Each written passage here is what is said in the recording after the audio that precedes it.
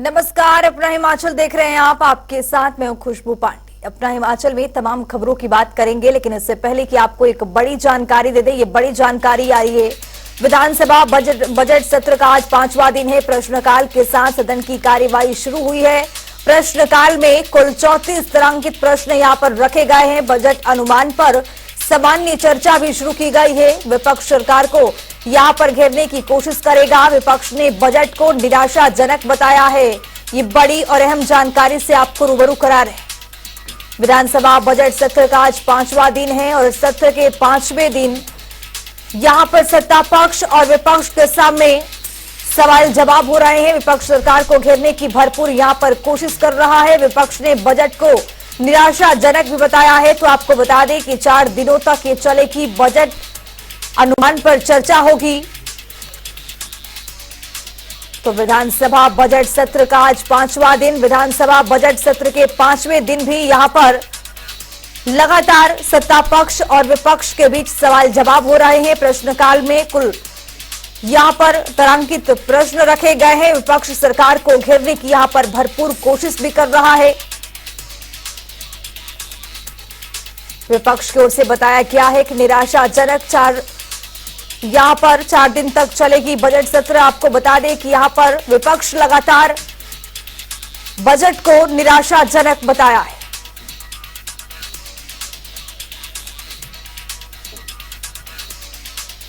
तो ये बड़ी जानकारी, विपक्ष ने बजट को निराशाजनक बताया है। 4 दिनों तक चलेगी ये पूरी बजट सत्र। इस पर चर्चा की जाएगी विधानसभा में। बजट सत्र का आज 5वां दिन है और 5वें दिन भी लगातार सत्ता पक्ष और विपक्ष आमने सामने देखे जाएंगे। प्रश्नकाल के साथ सदन की कार्यवाही शुरू हुई थी। बजट अनुमान पर सामान्य चर्चा की भी यहां पर शुरुआत की गई।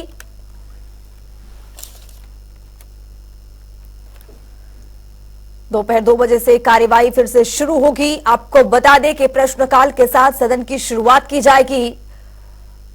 वहीं बजट अनुमान पर सामान्य तौर पर यहां पर चर्चा शुरू होगी। विधानसभा बजट सत्र का आज 5वां दिन है और 5वें दिन भी यहां पर सत्ता पक्ष और विपक्ष आमने सामने देखे जाएंगे। करीब 2 बजे, दोपहर 2 बजे ये कार्यवाही शुरू होगी। प्रश्नकाल के सदन की कार्यवाही शुरू होगी। आपको बता दें कि यहां पर बजट अनुमान पर सामान्य रूप से चर्चा होने की संभावना है।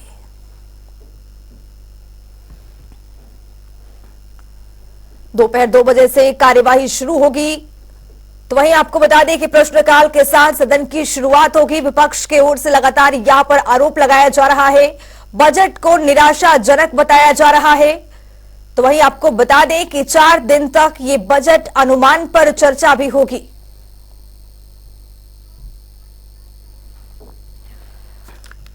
तो हमारे साथ हमारे सहयोगी राजधानी शिमला से रॉबिन शर्मा जुड़ चुके हैं। रॉबिन, यहां पर बजट सत्र को लेकर विपक्ष आमने सामने दिखेगा। लगातार विपक्ष की ओर से यहां पर निराशाजनक इस बजट को बताया जा रहा है। जी बिल्कुल, देखिए 5वां दिन बजट सत्र का है और पिछले शनिवार को मुख्यमंत्री सुखविंदर सिंह सुक्खू ने विधानसभा के अंदर बजट पेश किया। बजट को उन्होंने आम नागरिकों, आम कर्मचारियों और ग्रामीण इलाकों की अर्थव्यवस्था को मजबूत करने वाला बजट बताया और इसमें खास तौर पर कर्मचारियों को लेकर वहां पर चाहे डीए देने की बात हो, चाहे तमाम वर्गों के कर्मचारियों के वेतन में इजाफे की बात हो, तमाम चीजों का वहां पर जिक्र देखने को मिला। लेकिन आज से बजट अनुमान पर चर्चा शुरू होगी और जो विपक्ष है उसके पास भी मुद्दों की कमी नहीं है। ऐसे में भले ही शिमला में मौसम सर्द बना हुआ है, लेकिन विधानसभा के अंदर गर्मा गर्मी बढ़ने की पूरी संभावना है और विपक्ष के पास मुद्दों की कमी होती तो बिल्कुल नजर नहीं आ रही। बात करें तो विपक्ष पहले ही बजट को लेकर अपना रुख साफ कर चुका है। लगातार विपक्ष ये कह रहा है कि बजट निराशाजनक है, युवाओं का इसमें जिक्र नहीं है, महिला सशक्तिकरण को लेकर बजट में कुछ नहीं है। तमाम ऐसी चीजों को लेकर जो है विपक्ष लगातार सरकार पर हमलावर है। बात करें तो लगातार क्योंकि कर्मचारियों के एक महत्वपूर्ण इस पूरे बजट में देखने को मिला कि कर्मचारियों के डीए को दिया गया, उनके वेतन में इजाफा किया है, तो सरकार लगातार इसे कर्मचारियों का बजट भी बता रही है। लेकिन दूसरी ओर लगातार जो कर्मचारी है, चाहे जेओआईटी हो, इसके अलावा जो दूसरे कर्मचारी है, एसएमसी शिक्षक हो, कंप्यूटर टीचर्स हो, लगातार धरने पर है। चौड़ा मैदान में अभी भी धरना प्रदर्शन चल रहा है। तो निश्चित तौर पर इन तमाम मुद्दों को विपक्ष भुनाने की कोशिश करेगा और सदन के अंदर भी अब ये जो मामला है ये पहुंचता हुआ नजर आएगा। और इसके अलावा जो तमाम दूसरी चीजें हैं, खासतौर पर चाहे गारंटियों की बात हो, वो लगातार मुद्दा अंदर विपक्ष उठाता हुआ नजर आएगा। नेता प्रतिपक्ष जयराम ठाकुर भी पहुंच चुके हैं। हालांकि जिस दिन बजट पेश हुआ उस दिन वो मौजूद नहीं थे, दिल्ली में राष्ट्रीय परिषद की बैठक थी उसमें मौजूद थे। और लेकिन आज मुख्यमंत्री शायद नदारत हो, क्योंकि वो प्रयागराज गए हैं, मुख्य वहां पर राहुल गांधी की जो रैली चल रही है, यात्रा चल रही है, उसमें भाग लेने गए हैं। लेकिन तमाम जितनी भी स्थिति के बाद लगातार मामला तो यह है कि अंदर विधानसभा के अंदर आज एक बार फिर गहमा गहमी देखने को मिल सकती है और ये अगले 4 दिनों तक रहने की भी पूरी संभावना है। जी रॉबिन, वो मुख्य बिंदु कौन कौन से ऐसे होंगे जो विपक्ष लगातार हमलावर है, क्योंकि सरकार यहाँ पर युवाओं को लेकर तो, और यहाँ पर आपको बता दें कि जवानों को लेकर के भी इसमें चर्चा की है, बजट को लेकर के भी, लेकिन इसमें मुख्य बिंदु ऐसा क्या है विपक्ष की ओर से जो बहुत तरीके से यहाँ पर रखने की कोशिश की जाएगी? जी बिल्कुल, देखिए इतने सत्र, लगभग ये 14वीं विधानसभा का 5वां सत्र है और लगातार एक मुद्दा जो मुखरता के साथ लगातार विपक्ष सदन के अंदर उठाता रहा है वो मुद्दा रहा है गारंटियों का। इसमें भी सरकार की सत्ता पक्ष की ओर से, जो विपक्ष की ओर से कहा गया है कि लगातार सरकार ने तमाम चीजों का जिक्र किया लेकिन उन गारंटियों का जिक्र नहीं किया जिनका वादा कर कांग्रेस सत्ता में आई थी।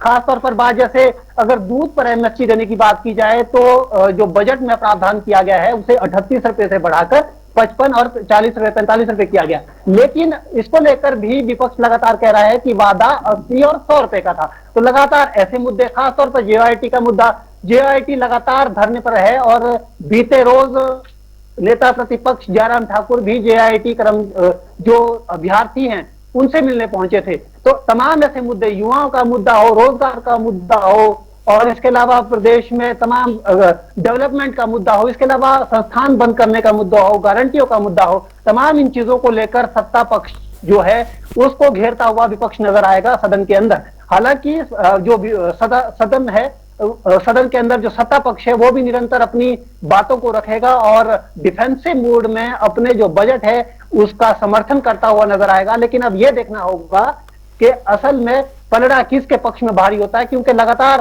सदन के अंदर जो है गहमा गहमी के साथ जो बहस है वो देखने को मिलती हुई नजर आएगी। जी बहुत शुक्रिया रॉबिन शर्मा तमाम जानकारी साझा करने के लिए। तो आज बजट सत्र का 5वां दिन है और अब से कुछ ही देर में बजट की यहाँ पर आपको बता दें कार्यवाही की शुरुआत होगी और इसमें सामान्य चर्चा शुरू होने की उम्मीद जताई जा रही है।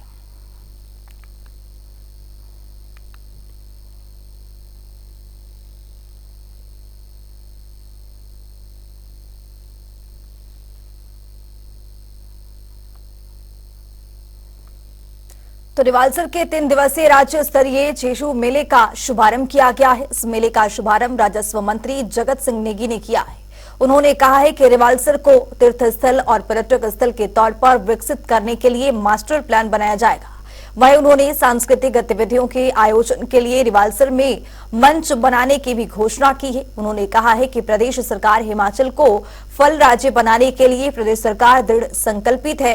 1300 करोड़ रुपए का शिवा प्रोजेक्ट शुरू हो गया है जिसमें 6000 हेक्टेयर भूमि पर फल के पौधे भी लगाए जाएंगे। हाँ, ये मुझे भी बड़े गर्व का विषय है क्योंकि ये हमारे लिए भी एक तीर्थ स्थान है। यहाँ पर 3 धर्मों का संगम है और बहुत ही प्राचीन स्थल है। तो यहाँ आने का जो है मुझे सौभाग्य प्राप्त हुआ और यहाँ आकर जो है मुझे खासकर हमारे जनजातीय इलाकों से भी बहुत सारे लोग यहाँ पर सदियों से इस त्रिवेणी में आते हैं और सर्दियों का काफ़ी समय यहाँ गुजारते हैं, तो उन सब से भी मिलने का मौका मिला है। हाँ, मेला तो राज्य स्तरीय पहले ही घोषित है, इसको साल दर साल और बेहतर किया जा सकता है, परंतु सबसे ज़रूरी जो है कि हमारा जो ये तीर्थ स्थल है, हमारा रिवाल्सर है, इसका जो पवित्र झील है इसकी दशा को बदलने की जरूरत है। क्षेत्रीय अस्पताल के डॉक्टर्स का प्रदर्शन 32वें दिन भी लगातार जारी है। डॉक्टर्स काले बिल्ले लगाकर सरकार के खिलाफ रोष जता रहे हैं। उन्होंने एनपीए बहाल करने समेत 5 मांगे सरकार के समक्ष रखी है, लेकिन उनकी मांगों पर ध्यान नहीं दिया जा रहा है, जिससे डॉक्टर्स ने फैसला किया है कि अब वो लोग 2.5 घंटे की पेन डाउन स्ट्राइक पर रहेंगे और अगर फिर भी उनकी मांगे नहीं मानी गई है तो आगामी समय में प्रदर्शन को और उग्र करने की सरकार को चेतावनी दी है।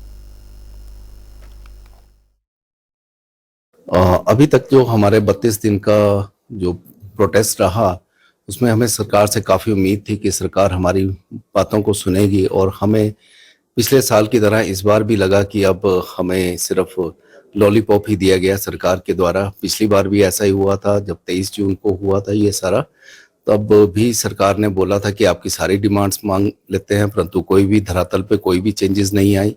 और इस बार भी जब हम गए तो सीएम साहब ने यही कहा कि आपकी तो डिमांड्स हमने पिछली बार ही जो है एज अ प्राइम जो है हमने मान ली थी, परंतु ऑर्डर्स नहीं निकले। तो किस लेवल पे इस तरह की चल रही है, धांधली चल रही है, जो हमारे ऑर्डर्स नहीं हो रहे चीज़ों के, तो अब हमें मजबूरन जो है पेन डाउन स्ट्राइक के लिए जाना पड़ रहा है। तो कल से हम अब 33 दिन पूरे होने के बाद अब हम कल से पेन डाउन स्ट्राइक पे रहेंगे, सुबह 9:30 बजे से 12 बजे तक।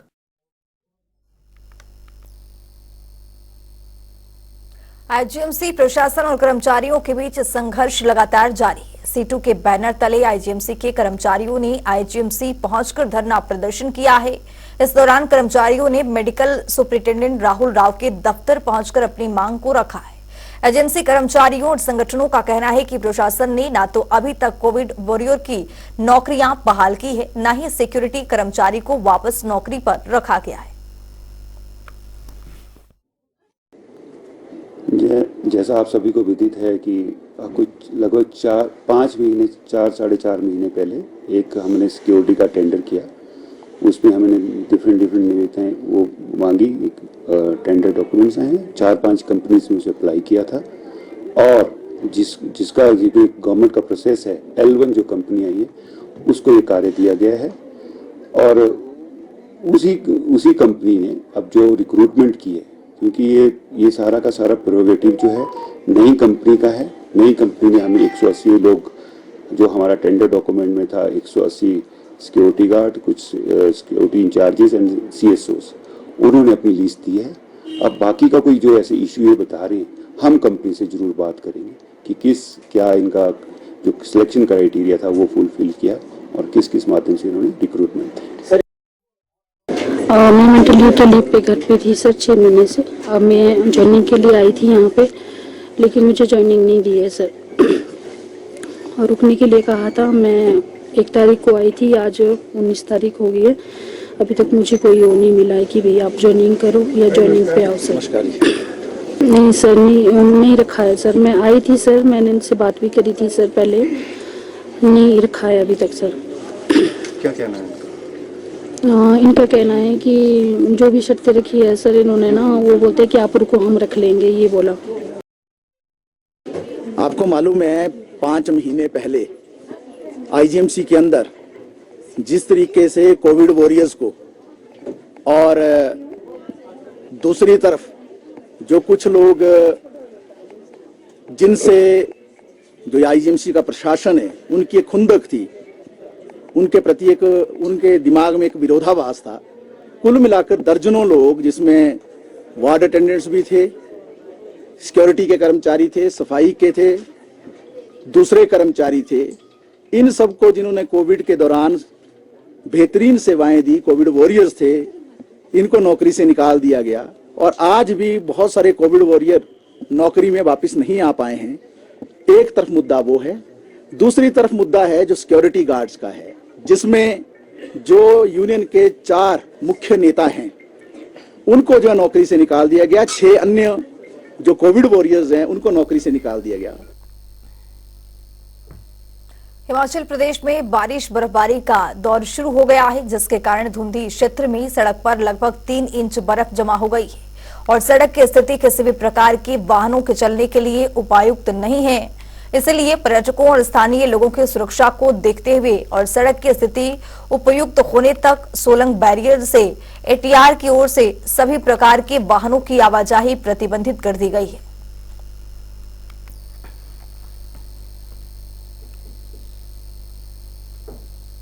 चंबा में बीते कल से मौसम ने करवट बदली है। पहाड़ों पर बर्फबारी का दौर जारी है। वहीं चंबा के निचले क्षेत्र में लगातार मूसलाधार बारिश हो रही है। चंबा में मौसम की करवट बदलते ही तापमान में भारी गिरावट दर्ज की गई है। वहीं ठंड का प्रकोप भी काफी बढ़ गया है। देखिए चंबा से मोहम्मद आशिक की एक खास रिपोर्ट। जिला चंबा में बीते कल से मौसम ने करवट बदली है। पहाड़ों पर बर्फबारी हो रही है। वहीं निचली क्षेत्रों में मूसलाधार बारिश का दौर लगातार जारी है। ये बारिश किसानों और बागवानों के लिए किसी वरदान से कम नहीं है। वहीं पहाड़ों पर हुई बर्फबारी से लोगों का जनजीवन भी प्रभावित हुआ है। वहीं बर्फबारी होने से निचली क्षेत्रों में तापमान में काफी गिरावट दर्ज की गई है और ठंड का प्रकोप भी काफी बढ़ गया है। फिलहाल मौसम विज्ञान केंद्र की बात करें तो मौसम विज्ञान केंद्र के अनुसार आज जिला चंबा के निचले क्षेत्रों में मूसलाधार बारिश बताई गई है और पहाड़ों पर बर्फबारी बताई गई है। ऐसे में पहाड़ों पर बर्फबारी हो रही है और निचले क्षेत्रों में मूसलाधार बारिश हो रही है। देखते रहिए जनता टीवी के लिए चंबा से मोहम्मद आशिक की रिपोर्ट। प्रदेश में मौसम ने एक बार फिर करवट ली है। एक और जहां पहाड़ों पर बर्फबारी का दौर शुरू हो चुका है तो वहीं निचले क्षेत्रों में मूसलाधार बारिश भी लगातार जारी है, जिससे तापमान में भी गिरावट दर्ज की गई है और ठंड का प्रकोप भी काफी बढ़ गया है।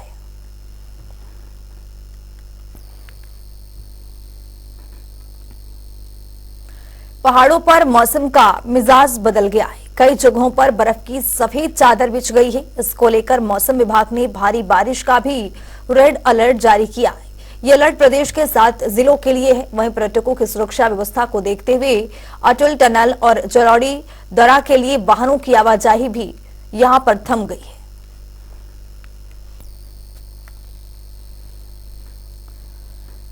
वहीं लाहौल स्पीति में भी जमकर बारिश और बर्फबारी हो रही है। भारी मात्रा में बर्फबारी को देखते हुए 22 फरवरी तक खराब मौसम रहने का पूर्वानुमान है।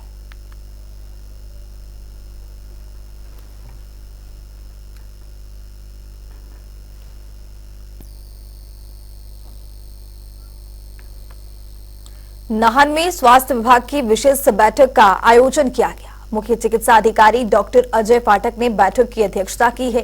इस बैठक में पोलियो अभियान को लेकर विस्तृत चर्चा की गई है। मुख्य चिकित्सा अधिकारी ने कहा है कि सिरमौर जिला में आगामी 3 मार्च को कुल 60,803 बच्चों को पोलियो की दवा पिलाई जाएगी और इसके लिए 538 पोलियो बूथ बनाए गए हैं। उन्होंने कहा है कि पोलियो की दवा पिलाने के लिए विभाग की ओर से करीब 2100 कर्मचारियों की तैनाती भी की गई है। 3 मार्च को नेशनल इम्यूनाइजेशन डे मनाया जा रहा है, जिसमें पल्स पोलियो के अंतर्गत 2 बूंदें पिलाई जाएंगी पोलियो ड्रॉप्स की। जो भी एलिजिबल बच्चे होंगे उन बच्चों को। हमारे पास जिला सिरमौर की अगर हम बात करें तो हमारे पास 60,803 बच्चे हैं जिन्हें ये दवाई पिलाई जानी है और इन 60,803 बच्चों को दवाई पिलाने के लिए हमने 538 बूथ बनाए हैं। 538 जगह पे इनको दवाई पिलाई जाएगी, जिसके लिए हमने 2152 लोगों को डिप्लॉय किया है, जो लोग इस काम को अंजाम देंगे। पहले दिन दवाई बूथ पे पिलाई जाएगी, दूसरे और तीसरे दिन हम घर में जाके पॉप अप राउंड करेंगे, जिसमें लगभग जो हैं 95,426 घरों में हमारी टीम जाएंगी और जाके देखेंगी कि हर बच्चे को दवाई पिला दी गई है या नहीं पिलाई गई है। बिलासपुर के विजयपुर में स्थित चेतना संस्था का रजत जयंती समारोह 20 फरवरी को आयोजित किया जाएगा। चेतना संस्था की स्थापिका डॉक्टर मल्लिका नड्डा ने बताया है कि विजयपुर में होने वाले समारोह में राज्यपाल श्री प्रताप शुक्ल बतौर मुख्य अतिथि के रूप में शिरकत करेंगे। वहीं सेवा इन एक्शन की अध्यक्षता रूमा बनर्जी और एबीपी के पूर्व राष्ट्रीय संयुक्त संगठन सचिव सदा शिवराव देवशर विशिष्ट अतिथि के रूप में उपस्थित होंगे। चेतना संस्था का रजत जयंती वर्ष का आयोजन हम कर रहे हैं और 20 फरवरी को वार्षिक उत्सव चेतना संस्था का चेतना संस्था के ही प्रांगण में विजयपुर में आयोजित किया गया है। हमारे इस कार्यक्रम के मुख्य अतिथि महामहिम राज्यपाल जी होंगे और मैं सभी को सादर आमंत्रित करती हूं कि हमारे इस उत्सव में भाग लेके चेतना संस्था के कार्य को अपना आशीर्वाद प्रदान। अपना हिमाचल मेरे साथ इतना ही। नमस्कार।